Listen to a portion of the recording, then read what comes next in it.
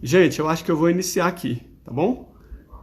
Já demos aqui 5 minutinhos de tolerância, né? E aí, a partir de agora, quem chegar vai pegando no meio do caminho. Nós estamos na nona meditação nossa, olha que bênção, gente. Essa é a nossa 9ª semana seguida aí, em que toda quarta a gente medita na palavra do Senhor. Tem sido um tempo muito precioso, estou muito feliz de estar aqui com vocês. Nós estamos estudando os atributos do nosso Deus, né? Aquilo que Deus é e que Ele revelou acerca dele por meio das Escrituras Sagradas.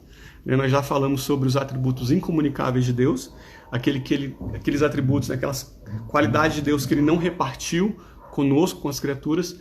E a partir de hoje nós vamos começar os atributos comunicáveis, né? Vou lembrar aqui para vocês que quando a gente fala de atributo comunicável, são certos atributos que nós podemos exercer também, mas sempre lembrando que quando o nosso Deus exerce um atributo, Ele exerce de forma plena, né? Tudo aquilo que é atributo dele, Ele o exerce em tempo integral. Então Deus é amor, Deus é misericórdia, Ele é justiça, Ele é autossuficiente, Ele é infinito, Ele é eterno e tudo Ele é no grau máximo de perfeição, né?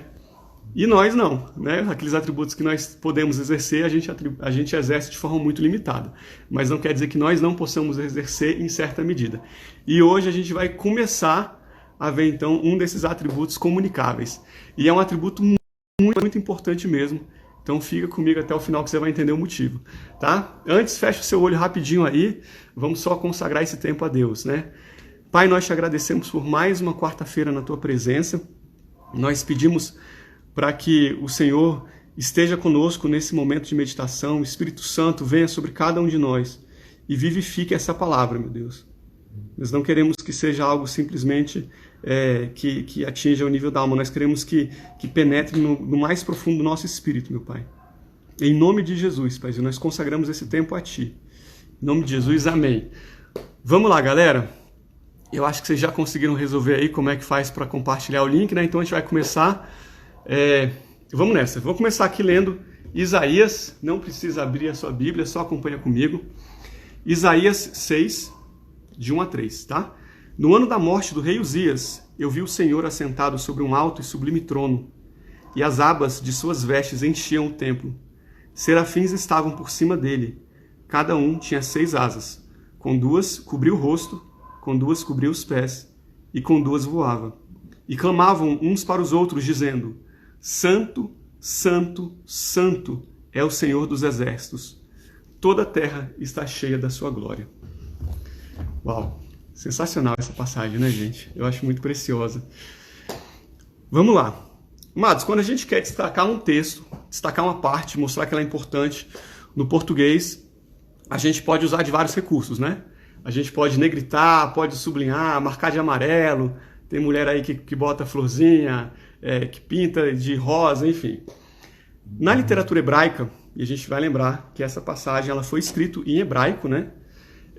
Um dos recursos que era utilizado para dar ênfase no texto era justamente a repetição, tá? Então, quando o autor queria evidenciar que uma passagem era importante, que algo que estava sendo dito era importante, ele repete aquilo ali. Eu não sei se isso acontece comigo, mas antes, quando eu lia os evangelhos, eu achava muito estranho quando falava que Jesus dizia: em verdade vos digo, taranã, taranã. Eu sempre olhava assim, gente, que forma diferente de falar, né? Em verdade vos digo. Não parece natural, né? Mas é porque não foi aquilo que Jesus falou literalmente. Jesus falou: em verdade vos digo. Mas aquilo que ele fala após essa frase é algo muito importante. Então, o autor daquele texto, ele põe 2 vezes: em verdade vos digo, para mostrar para nós, leitor, que aquilo ali que Jesus falou era muito importante. Então, esse é um recurso da literatura hebraica. E vamos lá.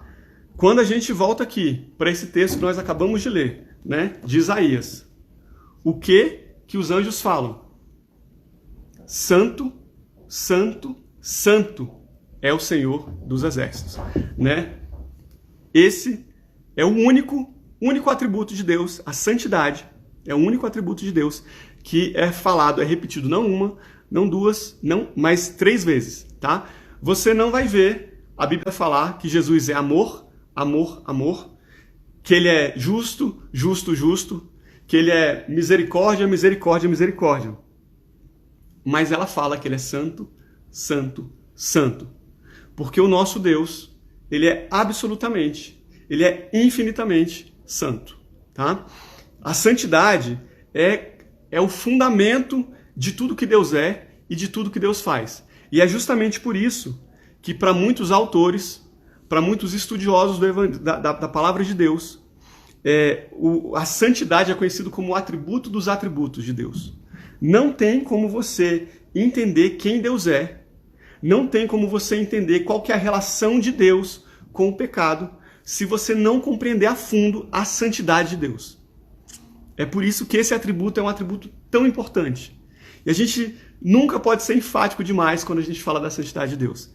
E é justamente sobre esse atributo que nós vamos meditar, então, ao longo desse dia. Tá? Ao longo desse tempinho que a gente vai ter pela frente aqui. Tá? Vamos lá. Quando a gente fala em santidade, vamos voltar para o original.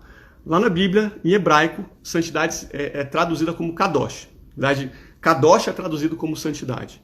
Tá? O que significa essa palavra? Kadosh, santidade. Hoje, quando a gente pensa em santidade, a gente logo associa a pureza moral. Né? Então, quando a gente fala que Deus é santo, a gente está falando que ele é moralmente puro. Tá? Acontece que esse é o sentido secundário, é o significado secundário da palavra santidade. Quando a gente vai lá para o hebraico, a palavra kadosh tem um outro significado também.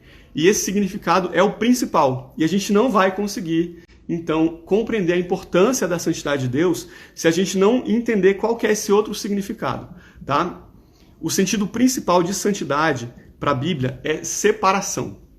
Separação. Então, se algo é santo, significa que esse algo ele é colocado à parte. Ele é separado dos demais. Tá? Então, Deus é santo, não apenas porque nele nós encontramos a soma total de todas as excelências morais da pureza absoluta que existe. Mas ele é santo porque nele ele é absolutamente, completamente separado de tudo o que há. Tudo. Ele transcende, ele é infinitamente elevado. Ele está infinitamente acima de qualquer outro ser que exista.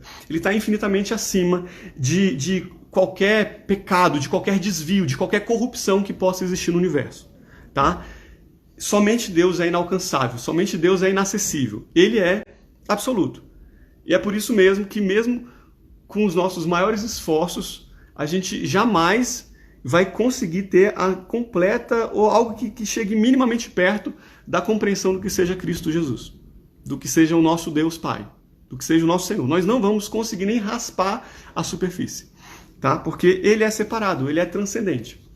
Então, sempre que a gente olhar na Bíblia a palavra santidade, nós precisamos trazer esses dois conceitos, esses dois significados, tá? Pega a criatura mais vil, mais nojenta, mais asquerosa que você consiga pensar aí. Pode ser um verme, pode ser um vírus. Tem muita gente que vai pensar em uma barata voadora. Pensa em qualquer ser aí. Agora pensa no ser mais majestoso, mais glorioso que você possa imaginar aí, das criaturas. Pensa, pode ser até esse serafim, né? A gente leu a passagem de Isaías 6, de 1 a 3, e lá fala dos serafins. Essas criaturas magníficas que estão sempre diante de Deus, clamando santo, santo, santo. Agora pega então esse verme, essa barata, e compara com o serafim. Você consegue comparar? Faz sentido você comparar? Não tem comparação, não é verdade?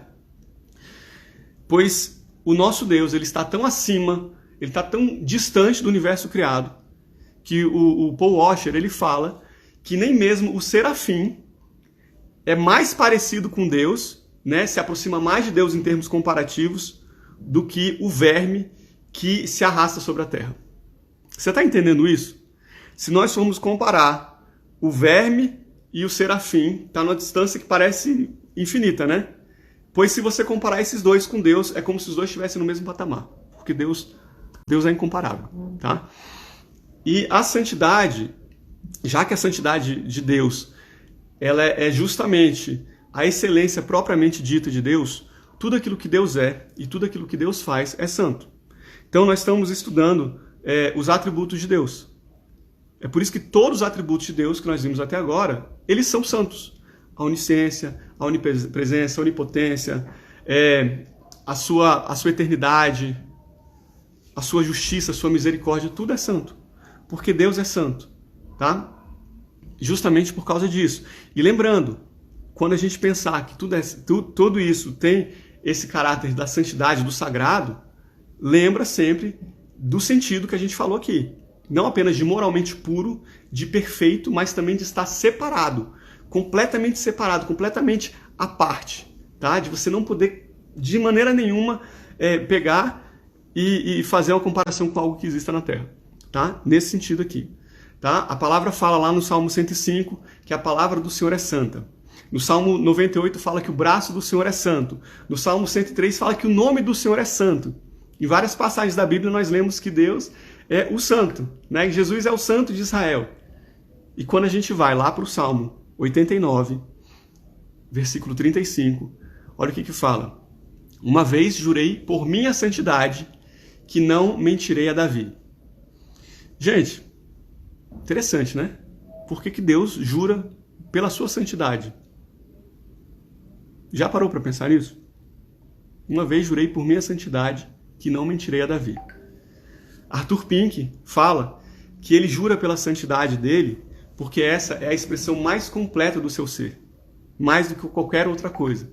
Então é como se fosse o grau máximo que ele poderia usar para fazer o juramento. É por isso que Deus jura pela sua santidade. Deus não decide ser santo. Ele não decide fazer algo santo. A santidade ela é essencial à natureza de Deus. Então ele estaria negando a si mesmo se ele fizesse algo que não fosse santo, tá? É por isso que nós lemos na palavra de Deus, em Abacuque 1,13, tu és tão puro de olhos que não podes ver o mal, e a opressão não podes contemplar. Em Jó 34 está escrito, longe de Deus praticar a maldade e do Todo-Poderoso cometer a perversidade. A santidade de Deus ela é manifesta nas obras de Deus. As obras de Deus elas são excelentes, elas são maravilhosas, elas são separadas, né? A gente lê isso lá em Salmos, Salmo 145. Justo é o Senhor em todos os seus caminhos e santo em todas as suas obras. E a gente vê também a santidade de Deus na sua lei, que proíbe todo e qualquer pecado, desde a sua variação menor, da sua variação menos grave até a mais grave, desde aquele pensamento que está apenas na nossa mente, aquilo que ninguém ouviu, mas Deus sabe, porque Ele é onisciente, até aquele ato mais cruel que alguém possa praticar. É justamente por isso que Romanos fala, a lei é santa e o mandamento é santo, justo e bom. Porque a lei do Senhor reflete a santidade do Senhor, tá? Essa santidade de Deus significa que Ele está separado de absolutamente tudo que é profano. Ele está separado de toda corrupção moral. E eu quero trazer um exemplo para você disso. Quem aqui lembra da história de Uzá? A gente chegou a falar de Uzá rapidamente no nosso primeiro discipulado, 9 semanas atrás. Vou lembrar para quem aqui esqueceu. Lá, né, no Antigo Testamento, em Êxodo, a gente vê, quando o povo de Deus está no Egito, que Deus manda fazer a Arca da Aliança, né, a Arca Sagrada. E aí, essa arca, ela representava justamente a aliança de Deus com o seu povo que estava no Egito, que estava caminhando pelo Egito, né? Tinha saído do Egito e estava no deserto naquele momento. Dentro da Arca da Aliança a gente tinha, por exemplo, as tábuas com os mandamentos, com os 10 mandamentos, né? Tava tudo lá dentro da Arca da Aliança. Em determinado momento da história, se você continuar lendo aí o Antigo Testamento, a arca ela é levada de Israel pelos filisteus. Passou um tempo, a arca volta para Israel, e aí Davi era o rei, e ele decide então pegar aquela arca e levar para Jerusalém. Quando Davi vai levar a arca para Jerusalém, ele coloca a arca em cima de um carro de bois. E os bois começam então a puxar a arca. E a Bíblia fala que em determinado momento o boi tropeça e a arca vai cair. E Uzá, que estava lá do lado, ele bota a mão na arca instintivamente. Ele faz isso para quê? Para a arca não cair na terra. Só para isso que ele faz isso. E aí Deus vai e fulmina Uzá. Uzá morre no mesmo instante em que ele toca na arca, ele morre. Aí alguém pode pensar, cara, mas que injusto. Pô, será que ele não botou a mão ali por causa de zelo? Para a arca não cair, né? Como é que ele morre? Por que isso é possível? Quando a gente volta na história, lá em Números, Deus tinha dado expressamente para Moisés a determinação de como aquela arca deveria ser carregada. Ele tinha falado para Moisés que os coatitas eram uma das famílias da tribo de Levi, tá?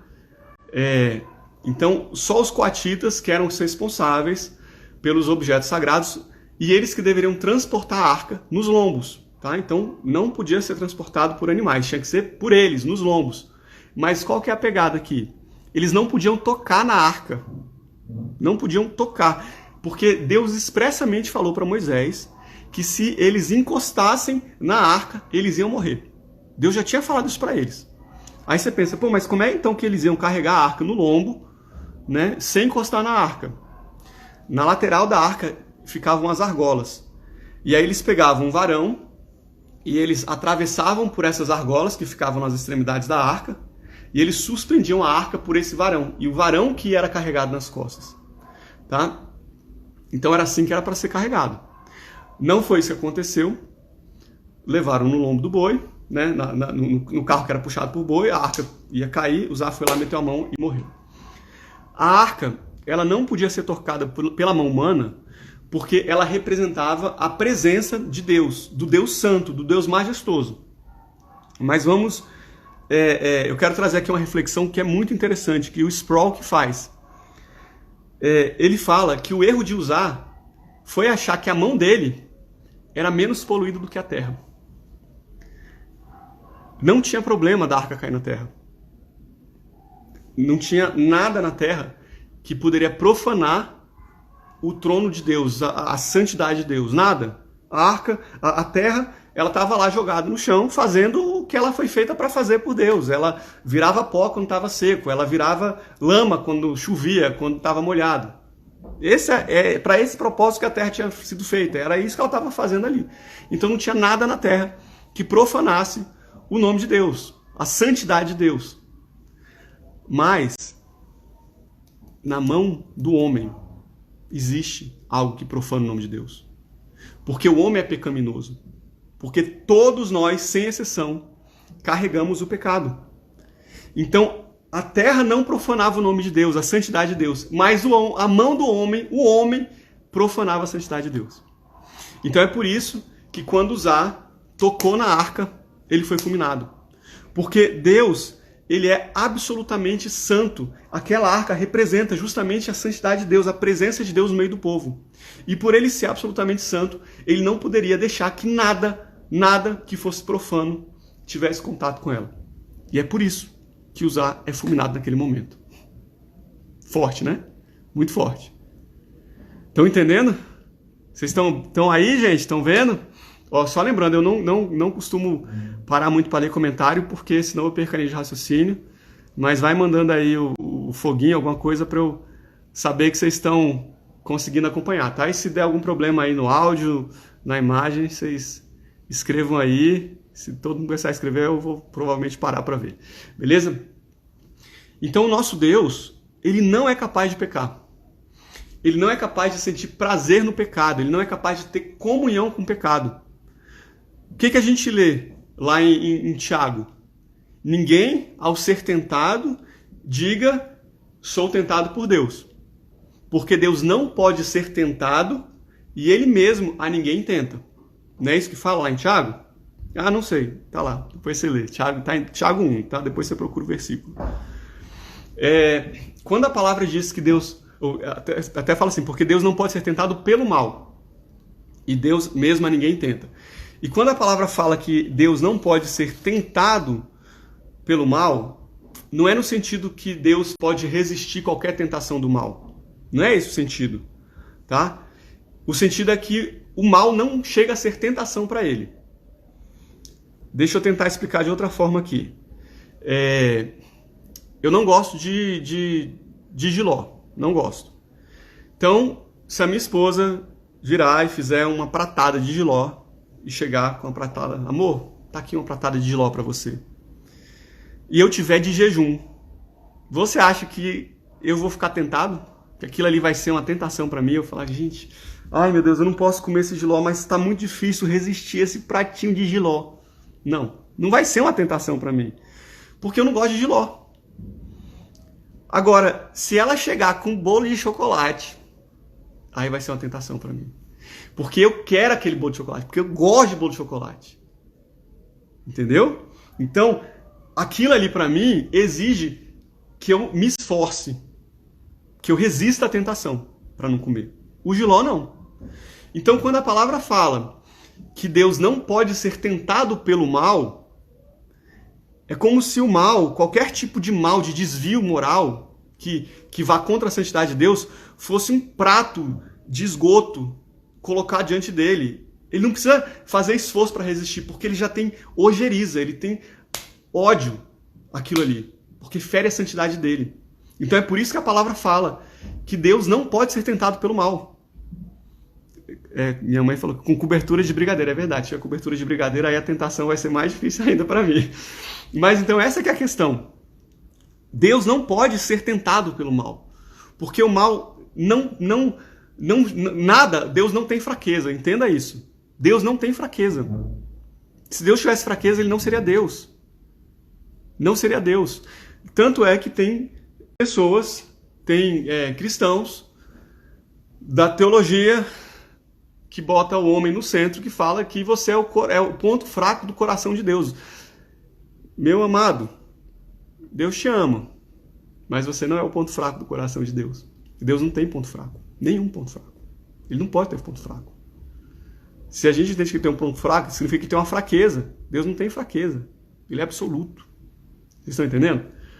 Então, é nesse sentido, tá? Deus tem aversão a tudo aquilo que fere a sua santidade. A Ingrid colocou aqui nos comentários, Tiago 1, 12 e 13. Quando alguém for tentado, jamais deverá dizer, estou sendo tentado por Deus, pois Deus não pode ser tentado pelo mal e a ninguém tenta. Isso aí, obrigado. Isso aí, Ingrid. Tá? Então, enquanto nós não entendermos a gravidade do pecado, né? Na verdade, enquanto nós não entendermos a santidade de Deus, nós não vamos compreender a gravidade do pecado. Tá? Essa que é a questão. Nós não vamos entender. Sendo Deus santo, ele odeia tudo aquilo que está contra a vontade dele. E ele tem prazer naquilo que está em conformidade com suas leis. Tá? A gente vê que o pecado é uma abominação para o Senhor. Não é outra coisa, é uma abominação. E a Bíblia fala isso. Tá? Provérbios, só um segundo, que eu vou achar aqui. Provérbios 3, 32 fala assim: o perverso é abominação para o Senhor.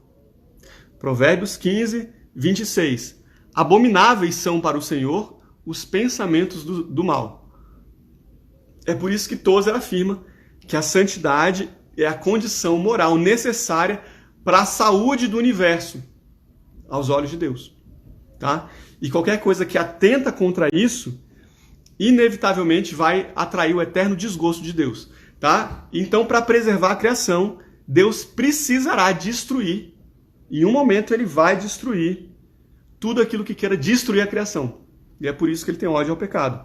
Tá? Então, a gente vê, inclusive, que o pecado, que a santidade, na verdade, ela está casadinha com a ira de Deus e com a justiça de Deus. Eu não vou entrar nesse ponto nessa aula aqui, nessa nossa meditação de hoje, porque em breve a gente vai ter uma meditação para falar só da ira e da justiça de Deus, que é importante. Então eu não vou parar aqui agora para falar sobre isso, mas está intimamente ligado. E quando eu for falar lá da ira e da justiça, aí é interessante se você lembrar disso que a gente está falando, né? De puxar esse gancho aqui. Tá? o que é extremamente importante que você compreenda, que você saia daqui hoje, né, desse momento de devocional, entendendo, é que a correta compreensão da santidade de Deus vai influenciar em cada aspecto do meu relacionamento e do seu relacionamento com Deus. Tá? É por isso que nós precisamos ter essa compreensão da santidade de Deus. Lá em Provérbios 9, 10, fala: o conhecimento do santo é prudência. Tá? Nós somente somos capazes de enxergar a nossa própria degradação quando nós somos confrontados com a resposta, com a absoluta santidade de Deus. Tá? E as Escrituras mostram claramente isso. Toda vez que o homem ele é confrontado com a santidade de Deus, ele muda por completo. Tá? Lembra aquela passagem que nós lemos no início dessa nossa conversa de hoje? Lá em Isaías, eu vou ler de novo a parte que eu li e eu vou continuar um pouquinho mais, tá? Isaías 6, porque eu sei que algumas pessoas chegaram agora. Isaías 6, começando no versículo 1. No ano da morte do rei Uzias, eu vi o Senhor assentado sobre um alto e sublime trono, e as abas de suas vestes enchiam o templo. Serafins estavam por cima dele, cada um tinha 6 asas, com 2 cobria o rosto, com 2 cobria os pés e com 2 voava, e clamavam uns para os outros, dizendo: Santo, Santo, Santo é o Senhor dos exércitos, toda a terra está cheia da sua glória. Os umbrais das portas se moveram com a voz do que clamava, e o templo se encheu de fumaça. Aí, essa é a parte que eu quero que você preste muita atenção. Então eu, Isaías, disse: ai de mim, estou perdido, porque sou um homem de lábios impuros, e habito no meio de um povo de lábios impuros, e os meus olhos viram o Rei, o Senhor dos exércitos. Você tem ideia de quão profundo é esse texto? Quão profunda é essa fala de Isaías? Ai de mim, porque estou perdido, pois sou um homem de impuros lábios e habito no meio de um povo de lábios impuros. Porque, gente, é muito fácil a gente passar batido por esse texto sem ter noção da profundidade da fala de Isaías. Olha só. Nós estamos falando aqui de um homem que provavelmente era o homem mais justo da sua época. Se não for o mais justo, ele está lá no top 3 de Deus. Certamente, Isaías, um profeta de Deus, que tem intimidade com Deus, que escuta a voz de Deus e que é usado por Deus poderosamente. É o profeta que mais profetizou sobre a vinda do Messias, para você ter ideia. É Isaías. E esse homem, que provavelmente era o mais, ou com certeza um dos mais justos da sua época, no momento em que ele é confrontado com a pureza de Deus, ele se vê nu, ele se vê completamente exposto diante de Deus, porque ele percebe a sua própria depravação pessoal. E ele fala: ai de mim. É isso que está acontecendo aqui. Qual que é a diferença de um profeta para um sacerdote? Qual que é a diferença? Eu queria que desse tempo aqui, que desse tempo para eu fazer a pergunta e esperar a resposta. Mas eu sei que tem um tempinho, né, um delay aqui de quando eu falo para quando você escuta, então eu acabo perguntando e eu mesmo respondo. Mas quando eu perguntar, aí você responde por aí, tá bom? Mas qual que é a diferença? O sacerdote, ele era ungido para falar com Deus em nome do povo. Então ele era o porta-voz do povo para falar com Deus. E o profeta era ungido para falar com o povo em nome de Deus. Então ele era o porta-voz de Deus para falar com o povo. Tá? E tanto que o profeta fala: assim diz o Senhor. Né? E Isaías era um profeta. E para você entender a profundidade, a gente ainda vai mais fundo ainda, tá?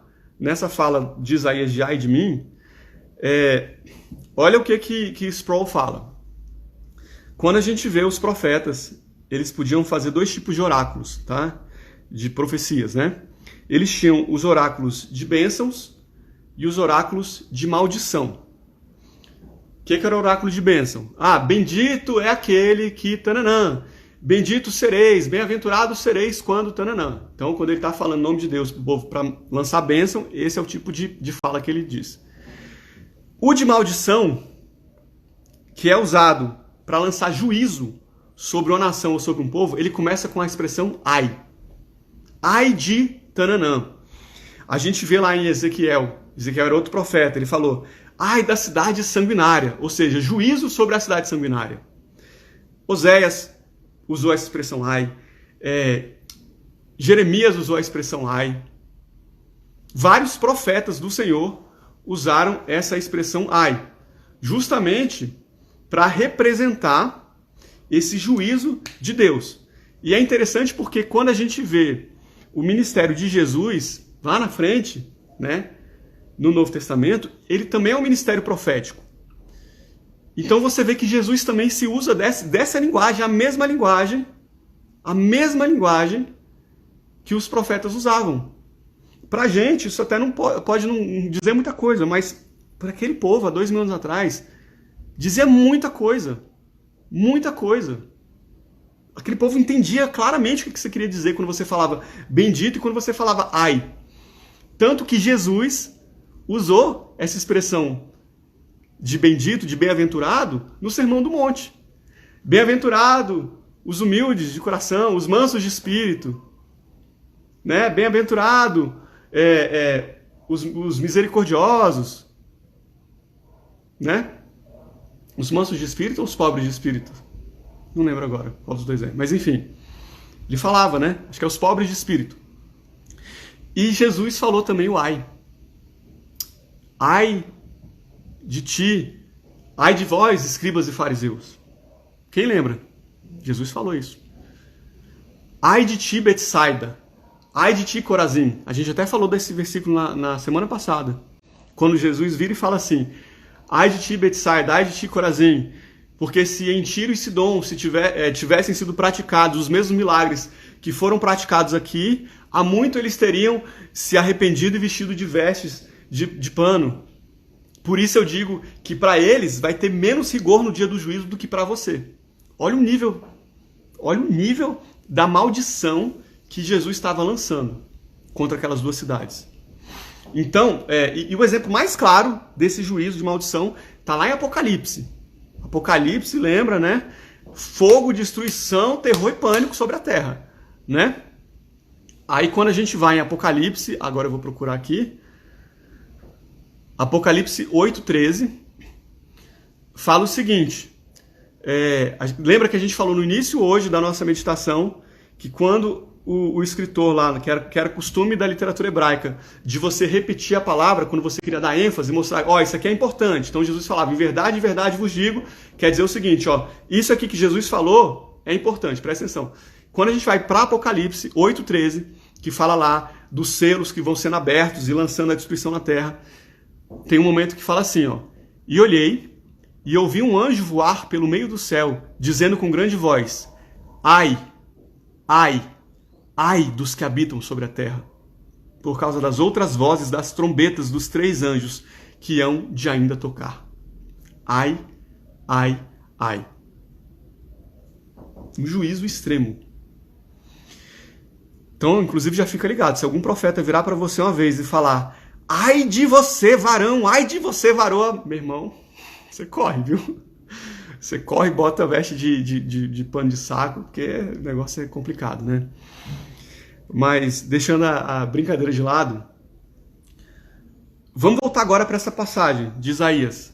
Isaías, um dos homens mais justos da sua época, ele vê o Senhor assentado no seu trono, vê os serafins falando santo, santo, santo, e o que ele fala?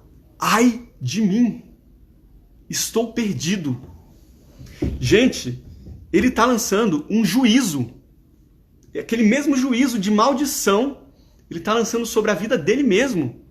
Porque ele reconhece, pela primeira vez na vida, ele já era profeta, mas pela primeira vez na vida, ele conhece verdadeiramente quem Deus é. Naquele momento em que ele se depara com a santidade de Deus. É ali que ele vê quem Deus é, pela primeira vez na vida. E no momento em que ele entende quem Deus realmente é, ele passa a entender quem ele realmente é. Porque nós somente conseguimos entender a nossa degradação quando nós entendemos a santidade do nosso Deus. Quando nós temos um encontro verdadeiro com Deus, é que nós conseguimos entender a nossa devassidão, a nossa sujeira, o tanto que nós não valemos absolutamente nada, né? Só quando nós entendemos quem Deus realmente é e não quem é aquele Deus que a nossa mente cria. Porque a gente faz muito isso. A gente faz muito isso. A gente cria uma imagem de Deus na nossa cabeça, né? E a gente adequa a nossa maneira de ser, de agir, a essa imagem de Deus que a gente criou na nossa mente. E na cabeça da maioria dos cristãos, Deus é um ancião, um velhinho bonzinho, indulgente, que a missão dele é fazer basicamente a vontade da pessoa e perdoar os pecados. Aliás, não vou nem falar perdoar os pecados, né? Porque para a maioria das pessoas o pecado não é um pecado. O pecado é uma falha, o pecado é uma fraqueza, é uma dificuldade. Não tem pecado não, eu tenho dificuldade, eu tenho uma fraquezinha aqui. Mas Deus entende, né? A gente é assim mesmo, todo mundo é pecador, né? Todo mundo é falha, fraco, mas ainda bem que Deus é legal, né? Que Deus é bondoso. E mesmo quando a gente admite que tem um pecado, a gente quase sempre procura uma justificativa. Não, eu sei que eu estou pecando, mas eu estou pecando por causa disso aqui. Então, assim, é menos grave, é menos grave. E a gente fica completamente satisfeito, assim, na verdade não é satisfeito, a gente fica confortável com as nossas imperfeições.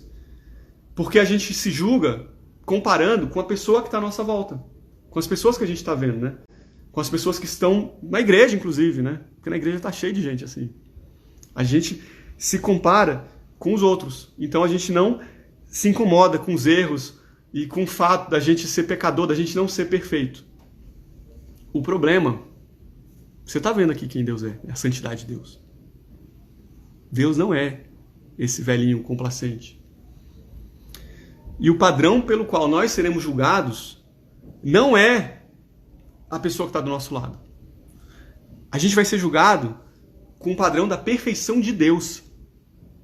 E é justamente quando a gente vê o padrão divino, a santidade divina, que nós entendemos que nós estamos acabados. Estamos acabados. Isso é muito sério. Vocês estão entendendo a seriedade disso aqui que a gente está falando? Está entendendo? Pois é. É muito fácil a gente continuar pecando se a gente acredita com todas as nossas forças na misericórdia de Deus. Se a gente não tem noção da santidade de Deus. Se a gente acha que Deus é apenas misericórdia. Mas Ele é misericórdia e Ele é santidade. E Ele é justiça. Ele é tudo. O tempo todo. Né? Tô vendo aqui a Ingrid botou, dos mesmos criadores de só quem pode me julgar é Deus. Daí eu já penso, e você acha que é pouco? Exatamente, você acha que é pouco? Se você fosse julgado por uma pessoa que é cheia de falha, tá tranquilo. É isso aí, Lulu. Isso não te incomoda, não te assusta? Porque você vai ser julgado por aquele que é santo, por aquele que não conhece pecado, e qualquer mínima mancha de pecado já é uma abominação perante ele, entendeu? Mas calma, que nem tudo está perdido, né? Nem tudo está perdido. Mas antes de eu falar que nem tudo está perdido, deixa eu só te levar para uma reflexão a mais aqui, né? Para quem acha que o pecado não é esse problema todo, né? Falar, não, Walter, você está exagerando, o pecado não é nada demais assim é um problema, mas não é isso tudo. Me responda o seguinte, e esse vai dar tempo de você colocar aí. Quantos pecados Adão e Eva cometeram para que eles fossem expulsos do paraíso e para que toda a humanidade fosse condenada? Toda a humanidade foi condenada por causa de Adão e Eva. quantos pecados eles cometeram. Enquanto você responde isso aí no chat, eu quero que você faça uma continha básica aí de quantos pecados você acha que você praticou. Quantos você acha que você praticou? Tem gente que fala, é impossível passar um dia sem pecar. E a gente peca várias vezes, né? Porque até no pensamento a gente peca. Até no pensamento. Então, olhou para uma mulher de forma impura, pecou. Sabia que tinha que fazer uma coisa, né?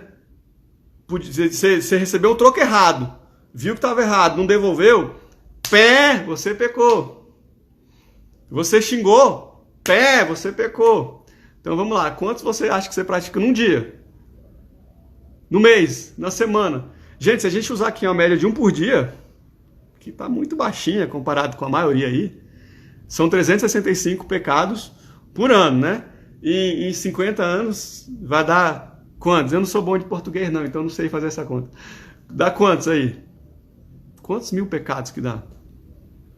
Gente, eu vi que a Ingrid, a Lulu responderam aqui quantos pecados Adão e Eva cometeram para que eles fossem expulsos do paraíso e toda a humanidade fosse condenada. Um pecado. Só um pecado. Só um pecado. E quando a gente pratica pecado diariamente, a gente acha que não tem problema, que não tem essa consequência, porque a gente não entende quem é o Deus da Bíblia. O Deus da Bíblia se revelou para nós. E a palavra fala, meu povo perece por falta de entendimento. O Deus da Bíblia se revelou, ele botou tudo aqui. Eu não estou tirando da minha cabeça não, tá? Misericórdia, longe de mim fazer isso, tirar da minha cabeça. Porque eu sei a seriedade que tem no negócio desse. Eu sei que qualquer um de nós pode acabar falhando, né? Mas vocês estão vendo que isso aqui está na Bíblia. Estou trazendo aqui os fundamentos. Por um pecado, né? Deus teria de negar a si mesmo se ele tivesse por justo e santo aquilo que não é justo e santo. É isso que teria que acontecer, né? Para piorar, a palavra de Deus fala também, e eu não vou lembrar onde é que está isso, tá? Depois, se alguém quiser procurar, Ingrid, se você quiser procurar, a palavra fala que as nossas melhores obras são trapos de imundície perante Deus. Essa expressão trapos de imundície, ela talvez não queira dizer muita coisa pra gente hoje em dia, né?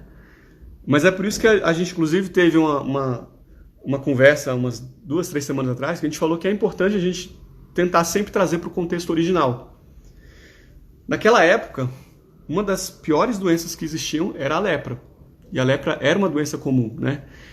E a pessoa que tinha lepra, ela apresentava muitas feridas, muitas chagas no corpo todo, porque não tinha cura, né? E aí infeccionava. E a pessoa podia pegar o melhor tecido, seda, não sei nem se tinha seda naquela época, né? Mas enfim, pega seda, eu não sei o nome de tecido, eu só sei o nome da seda, mas enfim, pega um tecido aí bem bom e enrola na ferida. E o leproso podia fazer isso, mas assim que ele fizesse isso, aquela infecção que estava nas chagas dele, ela logo passava para o tecido e contaminava o tecido. E aquele tecido, que podia ser muito nobre, muito valioso, ele, só de ter o contato com a pele, ele virava um trapo imundo. Então não adiantava pegar o melhor tecido e colocar. É isso que essa é a comparação, tá? Quando fala que as nossas melhores obras são como trapos de imundícia, ela está comparando a esse pano que é colocado, tá? É como se a nossa melhor obra fosse essa vestimenta que nos cobrisse, né? Que nos revestisse, mas se contaminasse por causa da nossa contaminação. Porque todos nós somos contaminados pelo pecado. A palavra fala, não há um justo nenhum que sequer. Todos se extraviaram, destruídos estão da glória de Deus. Então, a nossa impureza contamina a nossa melhor obra, da mesma forma que aquelas chagas, que aquelas feridas contaminam o pano que é colocado por cima dela. Então, não tem nada, mesmo aquilo que a gente acha que é uma boa ação, se a gente está praticando ela fora de Cristo Jesus, é um trapo de imundície. É isso que fala. Então, Complicado, né?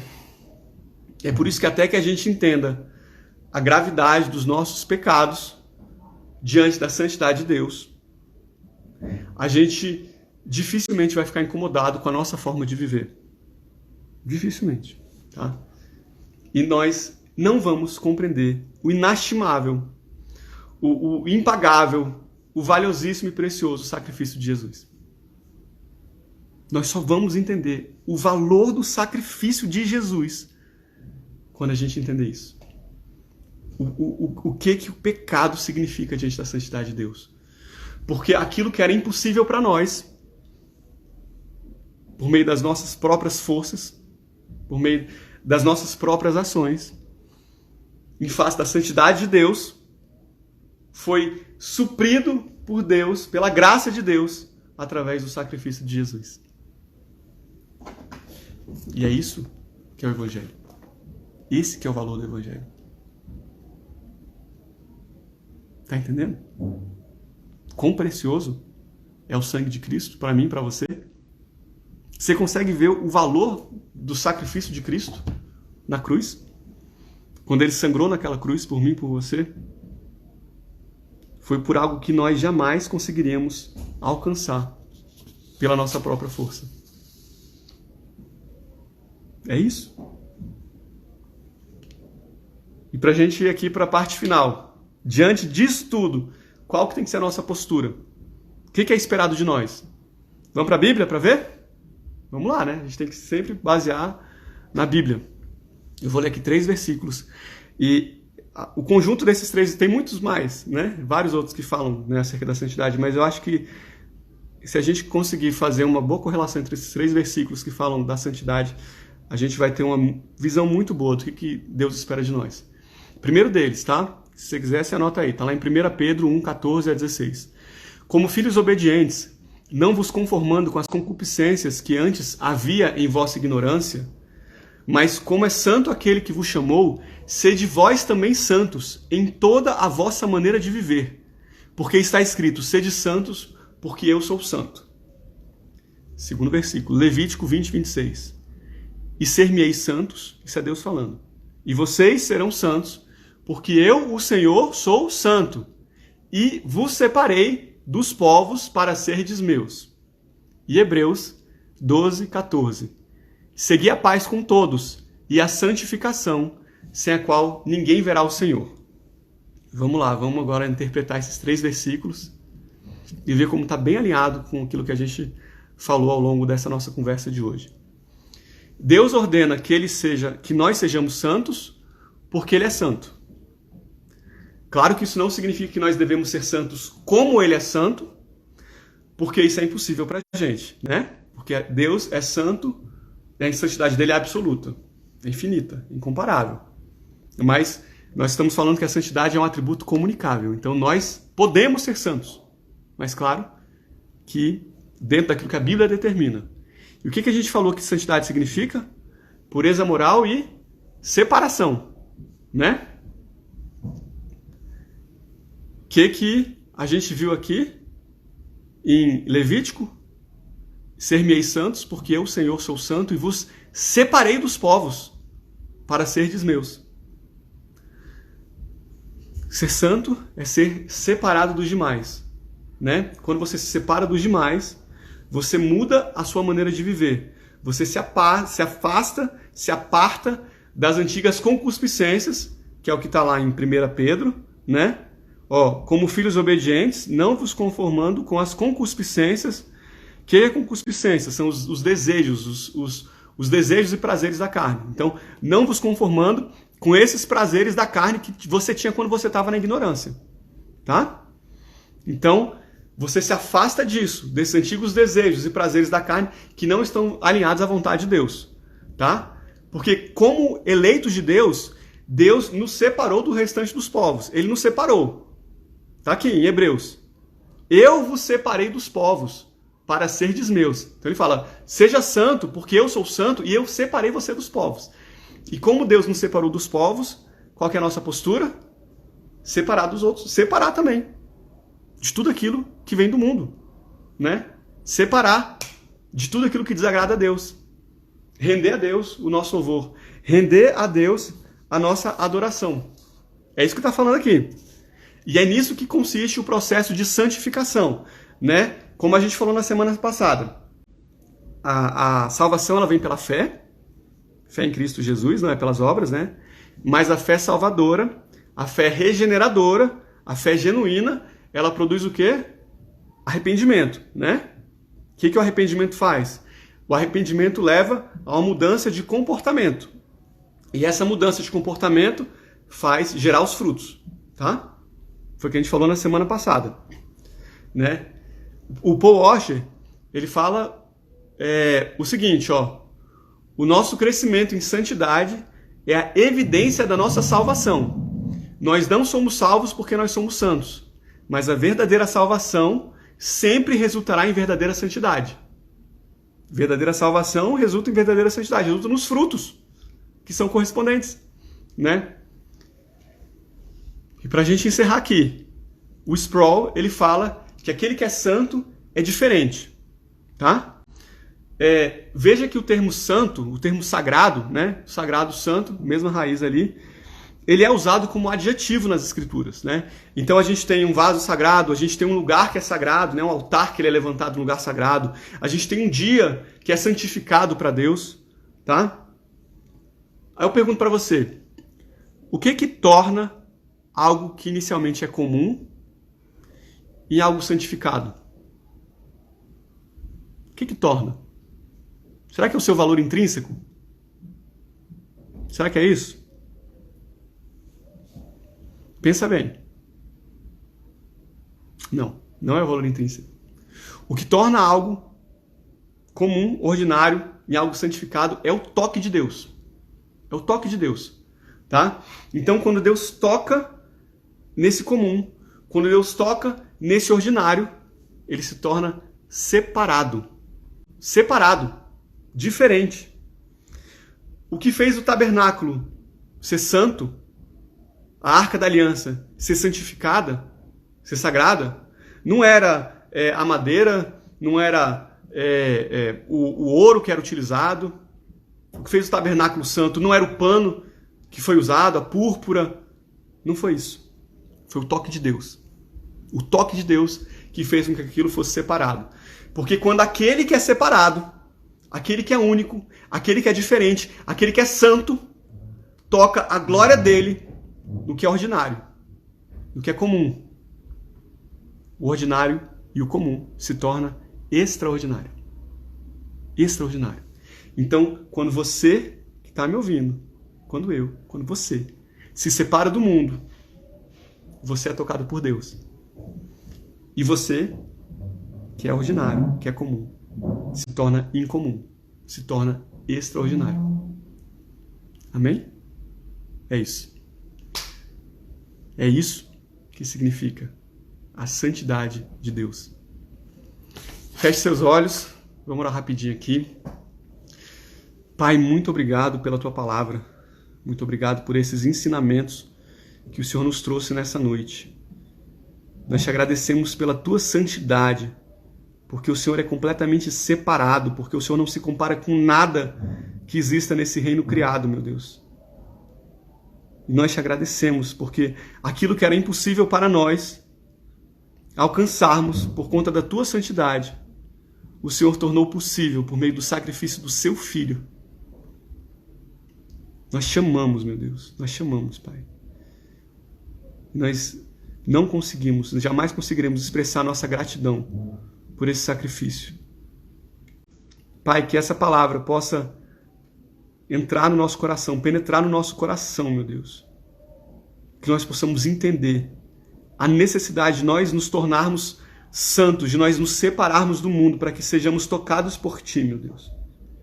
Esse deve ser o nosso desejo diário, Pai. E nós clamamos a Ti para que o Senhor nos fortaleça e nos capacite para alcançar diariamente isso em nossas vidas. É nossa oração e nós clamamos a Ti por isso em nome de Jesus. Amém. Amém, galera. É isso. Que bom que vocês acompanharam até o final.